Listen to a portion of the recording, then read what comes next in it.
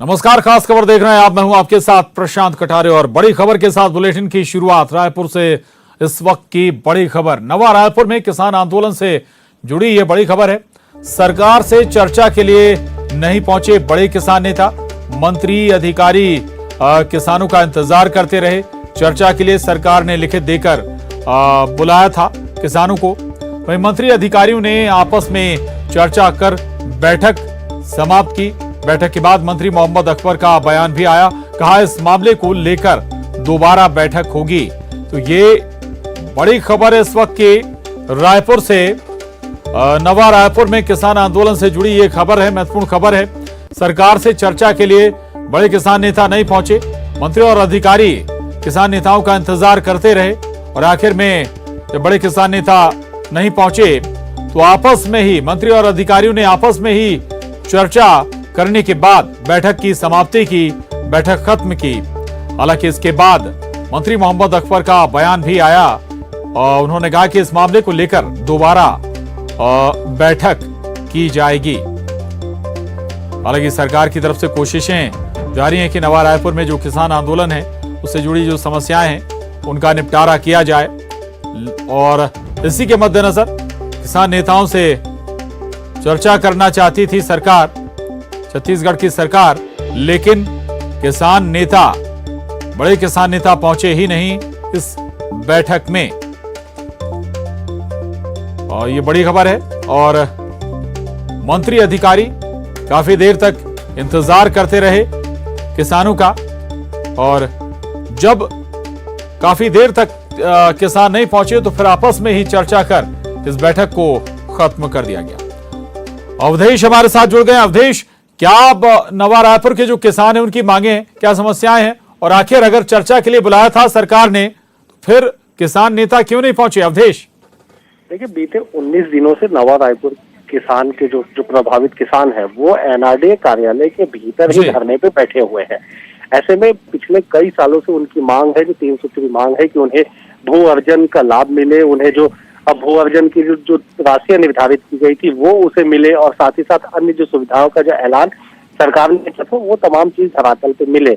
लेकिन अपनी मांगों को लेकर कई सालों से ये संघर्षरत है। और जब कांग्रेस विपक्ष में थी तब कांग्रेस उनके मांग का समर्थन करते हुए उनके पक्ष में आंदोलन भी की थी। लेकिन कांग्रेस की सरकार बनने के 19 दिनों तक लगातार राजधानी में आंदोलन करने के बाद जब सरकार का कोई प्रतिनिधि नहीं पहुंचा तब किसानों ने नाराजगी जताई। और जब किसानों को आज कहा गया कि आके वो सरकार से चर्चा करें, तब किसानों ने कहा कि लिखित में जब तक उन्हें नहीं मिलेगा तब तक वो किसी भी तरह की चर्चा में नहीं जाएंगे। तब मंत्री सहरिया की तरफ से लिखित में उन्हें दिया गया, चर्चा के लिए बुलाया गया। लेकिन किसी किसान के जो बड़े संगठन के जो बड़े नेता थे वो उन्होंने दूरी बना ली। तकरीबन 1.5 घंटे तक मंत्री और अधिकारी इंतजार करते रहे कि किसानों का जो प्रतिनिधि है वो यहाँ पे पहुंचेगा, बातचीत होगा।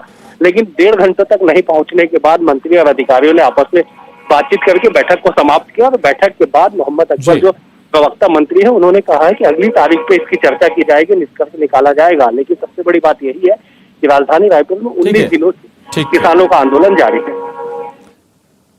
बिल्कुल बिल्कुल, ये हालांकि किसानों की तरफ से दबाव और बढ़ाने की रणनीति भी हो सकती है। शुक्रिया अवधेश आपका इस पूरी जानकारी के लिए, धन्यवाद। आगे बढ़ेंगे। छत्तीसगढ़ में त्रिस्तरीय पंचायत के आम और उप चुनाव के लिए वोटिंग 7 बजे से मतदान शुरू हुआ, जो 3 बजे तक चली। वोटिंग के बाद पंच, सरपंच, जनपद पंचायत और जिला पंचायत सदस्य के लिए मतगणना शुरू हो गई है। टीवी स्क्रीन पर 5 जिलों धमतरी, रायपुर, जगदलपुर, दुर्ग और कांकेर जिले की तस्वीर आप देख पा रहे हैं, जहां शांतिपूर्वक मतदान संपन्न हो चुका है और वोटों की गिनती इस वक्त चल रही है। ये 5 तस्वीरें हैं आपकी टीवी स्क्रीन पर, रायपुर, धमतरी, जगदलपुर, दुर्ग और कांकेर की। पंचायत चुनाव के लिए इस वक्त मतगणना चल रही है, उपचुनाव भी हुए हैं कुछ सीटों पर। और इसी तरह से राजनांदगांव, महासमुंद, बलौदाबाजार, सूरजपुर, बलरामपुर और मुंगेली जिले में भी त्रिस्तरीय पंचायत के लिए शांतिपूर्ण मतदान के बाद वोटों की गिनती शुरू हो चुकी है। तो राजनांदगांव, महासमुंद, बलौदाबाजार, सूरजपुर, बलरामपुर और मुंगेली में भी मतगणना शुरू हो चुकी है। आज ही नतीजे भी आ जाएंगे।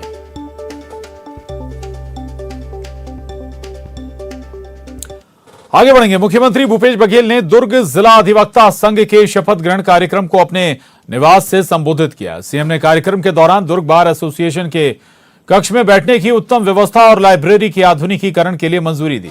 इसके साथ ही उन्होंने कहा कि जूनियर अधिवक्ताओं को कामकाज की ट्रेनिंग देने के लिए कार्य योजना तैयार की जाएगी।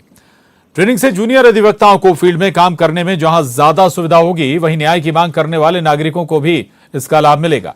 कार्यक्रम के दौरान जिला और सत्र न्यायाधीश राजेश श्रीवास्तव ने जूनियर अधिवक्ताओं के प्रशिक्षण के संबंध में यह सुझाव मुख्यमंत्री के समक्ष रखा। मुख्यमंत्री ने उनके सुझाव की सराहना करते हुए इसे उपयोगी बताया और जूनियर अधिवक्ताओं के प्रशिक्षण के स्वरूप और विभिन्न पहलुओं पर ड्राफ्ट तैयार करने की जिम्मेदारी जिला और सत्र न्यायाधीश राजेश श्रीवास्तव को सौंपी है।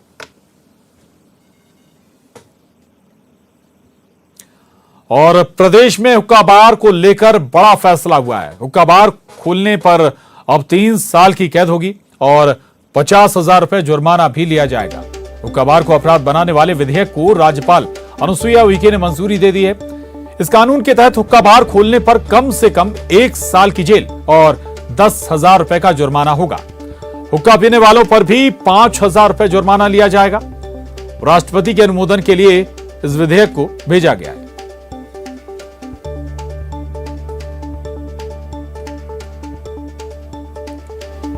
और राजधानी रायपुर में सोना तस्करों पर शिकंजा कसा गया है। डीआरआई और आरपीएफ ने कार्रवाई करते हुए तस्कर के पास से 1.5 करोड़ से अधिक का सोना बरामद किया। मिली जानकारी के मुताबिक आरोपी दुरंतो एक्सप्रेस से हावड़ा से नागपुर तक सफर कर रहे अनिल नारायण रजाड़ नामक व्यक्ति को अंतर्राष्ट्रीय सोना तस्करी के आरोप में गिरफ्तार किया है। फिलहाल पुलिस गिरफ्तार आरोपी से पूछताछ में जुटी है।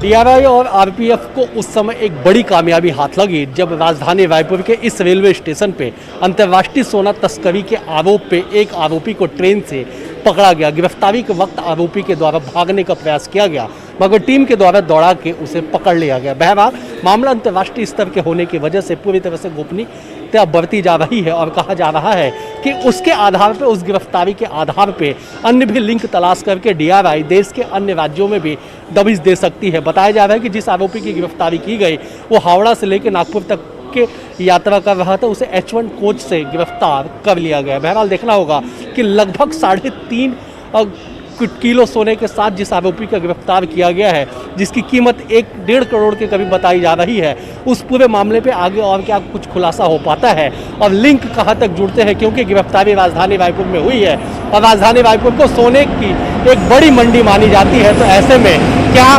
गिरफ्तार आरोपी का रायपुर से भी कोई लिंक निकलता है या फिर और इसमें मामले क्या कुछ खुलासे हो पाते हैं, आने वाला वक्त तय करेगा। लेकिन इतना तो तय है कि राजधानी रायपुर के आरपीएफ को और डीआरआई को अंतर्राष्ट्रीय सोना तस्कर के रूप में एक बड़ी कामयाबी गिरफ्तारी के साथ ही हाथ लगी है। कैमरा पर्सन भविष्य श्रीवास्तव के साथ अवधेश मिश्रा, न्यूज 18 छत्तीसगढ़। उधर महात्मा गांधी के बारे में अपशब्द कहने पर फंसे कालीचरण की याचिका पर हाईकोर्ट में सुनवाई हुई। हाईकोर्ट ने केस डायरी तलब कर शासन से जवाब मांगा है। कालीचरण ने हाईकोर्ट में जमानत की अर्जी दायर की है। कालीचरण के खिलाफ रायपुर सहित अन्य जगहों पर मामला दर्ज है। कालीचरण 25 जनवरी तक न्यायिक हिरासत में है।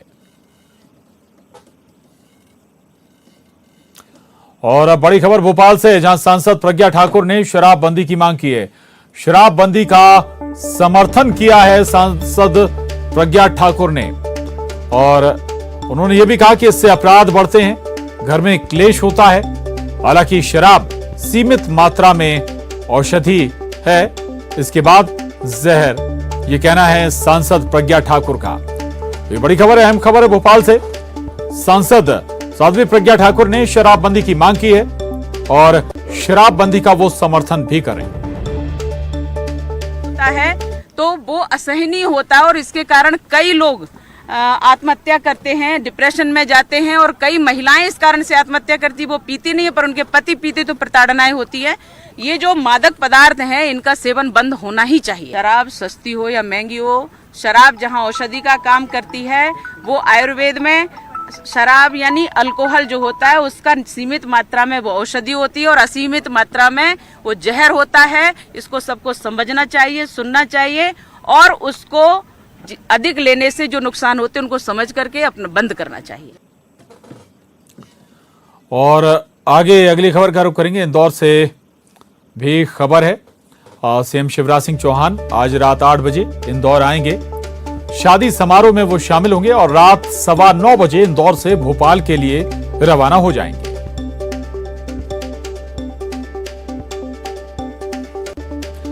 इंदौर पहुंचे लोकसभा स्पीकर ओम बिरला का एयरपोर्ट पर मंत्री तुलसी सिलावट और बीजेपी महासचिव कैलाश विजयवर्गीय ने उनकी अगवानी की, जहां से लोकसभा स्पीकर पितृ पर्वत पर जाकर हनुमान जी के दर्शन किए। वहीं उन्होंने सदन में सांसदों के व्यवहार को लेकर चिंता जताई। उन्होंने कहा कि सदन जनता की अपेक्षाओं आकांक्षाओं को पूरा करने वाला सदन है, जहां चुने हुए जनप्रतिनिधि जनता की समस्या, अभावों और कठिनाइयों को रखते हैं। इसलिए सांसद शब्दों को मर्यादित करें और सदन की गरिमा बढ़ाएं।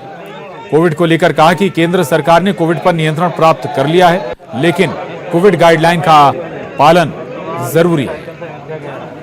कोविड के मामले के अंदर जिस तरीके की सरकार ने कोविड पर नियंत्रण प्राप्त किया, प्रधानमंत्री नरेंद्र मोदी जी के नेतृत्व में हम पूरे विश्व में देख सकते हैं कि 160 करोड़ से ज़्यादा टीकाकरण करना, ये अपने आप में दुनिया में एक बड़ी बड़ी उपलब्धि है। इतने बड़े देश के अंदर सभी वर्गों के, सभी समाज के सभी लोगों के टीकाकरण का व्यापक अभियान चलाया गया है और निश्चित रूप से इतने बड़े टीकाकरण अभियान को विश्व के अन्य देशों ने भी यहाँ के अभियान की सराहना की। और मध्य प्रदेश में अब पंचायत चुनाव को लेकर तस्वीर साफ हो चुकी है। सुप्रीम कोर्ट ने सरकार को कहा है कि राज्य में पंचायत चुनाव ट्रिपल टेस्ट की प्रक्रिया को पूरी करने के बाद ही कराए जाएं। दरअसल 2010 में पंचायत चुनाव को लेकर ही सुप्रीम कोर्ट ने कृष्णमूर्ति मामले में एक जजमेंट पारित किया था। इस जजमेंट में स्पष्ट था कि राज्य ट्रिपल टेस्ट के बाद ही स्थानीय चुनाव करवाएं। अपने आदेश में सुप्रीम कोर्ट ने 3 चरणों की प्रक्रिया राज्य सरकार को कराने के निर्देश दिए थे। सुप्रीम कोर्ट के मुताबिक सबसे पहले राज्य सरकार को एक आयोग का गठन करना है। आयोग राज्य में एक जांच करेगा और डेटा आएगा। आयोग अपनी डेटा में आर्थिक, सामाजिक और राजनीतिक पिछड़ेपन के आधार पर सर्वे करेगा और ये सुनिश्चित करेगा कि किस जाति को कितना राजनीतिक मौका मिला है। आयोग डेटा को जुटाने के बाद आरक्षण की सीमा तय करेगा और सुनिश्चित करेगा कि किस वर्ग को कितना आरक्षण देना है। इसके बाद सुप्रीम कोर्ट ने अपने आदेश में कहा है कि तीसरे चरण में सरकार यह सुनिश्चित करेगी कि प्रदेश में SC, ST, OBC को मिलाकर 50% से ज्यादा आरक्षण नहीं देना है और उसके मुताबिक ही स्थानीय चुनाव कराए जाएंगे। सर्वोच्च न्यायालय में सन 2010 में कृष्णमूर्ति के जजमेंट में क्लियर उन्होंने डायरेक्शन दिए हैं स्टेट को कि अगर आपको लोकल बॉडीज में रिजर्वेशन देना है तो 3 कंडीशंस हैं, उनको आपको फुलफिल करना पड़ेगा। पहली कंडीशन जो है कि आपको एक डेडिकेटेड कमीशन अपॉइंट करना पड़ेगा जो एक इंक्वायरी करेगा, डिटेल इंक्वायरी करेगा कि कितने लोग बैकवर्डनेस में है, कितना पार्टिसिपेशन है उनका लोकल बॉडीज इलेक्शन में है, उनका डेटा निकालेगा और उस बेसिस पे एक रिकमेंडेशन बनाएगा। तो पहला तो हो गया appointment of commission. The second one is कि अगर जो कमीशन ने डेटा पाया उसके बेसिस पे उसको लगता है कि लोकल बॉडीज में उसका कितना पार्टिसिपेशन या कितना रिजर्वेशन देना है किसी पर्टिकुलर कास्ट को या किसी कैटेगरी को, उस हिसाब से वो अपनी रिकमेंडेशन देगा। वही रिकमेंडेशन स्टेट उसमें कंप्लाई करेगा और फॉलो करेगा। और तीसरा जो सुप्रीम कोर्ट ने कहा है कि किसी भी सूरत में एग्रीगेट जो रिजर्वेशन है, जो तीनों कैटेगरीज के लिए जो रिजर्वेशन है SC, ST और OBC के लिए, वो 50% से अधिक नहीं होगा। यही। और इधर पंचायत चुनाव पर सुप्रीम कोर्ट के फैसले के बाद कांग्रेस चुनावी मोड पर लौट गई है। पूर्व मंत्री सज्जन सिंह वर्मा ने कहा है कि कांग्रेस जल्द जिला स्तर पर समन्वय समितियों का गठन करेगी। ये समितियां ब्लॉक और जिला स्तर पर समन्वय का काम करेंगी। इसके साथ ही उम्मीदवारों के चयन में भी इनकी अहम भूमिका होगी। उधर कांग्रेस की समितियों के गठन पर बीजेपी ने तंज कसा। पूर्व मंत्री रामपाल सिंह का कहना है कि कांग्रेस की स्थिति दयनीय हो गई है। रामपाल सिंह ने कांग्रेस पर नकल करने के आरोप भी लगाए।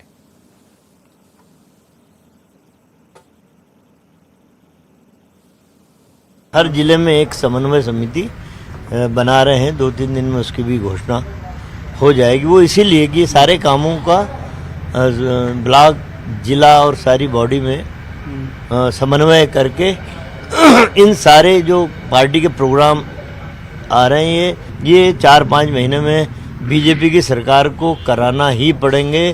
बीजेपी की सरकार चुनाव से भाग रही है, उसे हार का भयानकतम भय है, तो वो चुनाव की भी हमारी रणनीति का ये हिस्सा है कि हम हमारा कार्यकर्ता घर घर पहुंच जाए और अपनी बात करें। कांग्रेस की स्थिति बहुत दयनीय हो गई।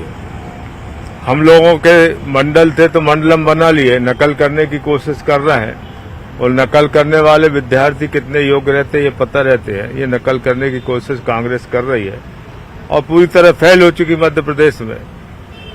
कांग्रेस के लोग रोज टूट टूट कर बीजेपी में शामिल हो रहे हैं, उसको बचाने के लिए वो प्रयास कर रहे हैं। नरोत्तम मिश्रा ने कांग्रेसी नेताओं पर तंज कसा है। कमलनाथ दिग्विजय की उम्र बूथ पर जाने की नहीं है, वो लोग वहीं जाते हैं जहां हेलीकॉप्टर जा सके, हम जमीन पर चलते हैं। कांग्रेसी ट्विटर टीवी पर यह तंज कसा है गृह मंत्री नरोत्तम मिश्रा ने कांग्रेस नेताओं पर, कांग्रेस के दिग्गज नेताओं पर यह तंज है गृह मंत्री नरोत्तम मिश्रा का। नरोत्तम मिश्रा कह रहे हैं कि कमलनाथ दिग्विजय सिंह की उम्र बूथ पर जाने की नहीं है, वो लोग वहीं जाते हैं जहां हेलीकॉप्टर जा सकें, हम जमीन पर चलते हैं। कांग्रेसी ट्विटर टीवी पर। अब आप कमलनाथ जी से कल्पना करो कि वो बूथों पे जाके काम कर लेंगे। वो हवाई जहाज हेलीकॉप्टर जहां उतर सकता है वहां जाते हैं, हेलीकॉप्टर उतर सकता है वहां जाते हैं। अब दिग्विजय सिंह जी की उम्र है क्या बूथ पे जाने की? उनकी उम्र नहीं है, बाकी किसी को जाना नहीं है। तो ये राजनीतिक दल जो हाशिए पे जा रहे हैं उसके पीछे कारण यही है कि बाकी की पार्टियां ट्विटर पे, टीवी पे, पेपर पे चलती हैं और Bharatiya Janata party gross root के कार्यकर्ता को आज बूथ विस्तार की बात करने आए कि हमें इसका इतना विस्तार करना है कि मतदान प्रतिशत हमारा 51 हो जाए। कितना प्रतिशत हो जाए? 51 हो जाए। क्योंकि हमारी लड़ाई अब किसी पार्टी से नहीं है और विदेशी ताकतों से है। और शिप्रा नदी शुद्धिकरण को लेकर अब सियासी पारा चढ़ गया है। अब तक साधु संतों ने शुद्धिकरण को लेकर धरना दिया और सरकार के आश्वासन पर धरना और उपवास स्थगित किया, लेकिन अब प्रदेश महिला कांग्रेस उपाध्यक्ष नूरी खान इस मुद्दे को लेकर शिप्रा में जल सत्याग्रह करने उतरी हैं। लगभग 3 घंटे मोक्षदायिनी शिप्रा नदी में नूरी खान ठंडे पानी में रही। नूरी को मनाने एसडीएम और सीएसपी भी पहुंचे, लेकिन नूरी खान मंत्री पवन यादव और कलेक्टर के ठोस आश्वासन को लेकर मानी नहीं, जिसके बाद अधिकारियों ने नूरी को जबरन निकालने के लिए पुलिसकर्मी नदी में भेजना चाहा, लेकिन इससे पहले नूरी गहरे पानी में चली गई और डूबने लगी। इस दौरान घाट पर खड़े तैराकों ने उन्हें बचा लिया, लेकिन नूरी बेहोश हो गई।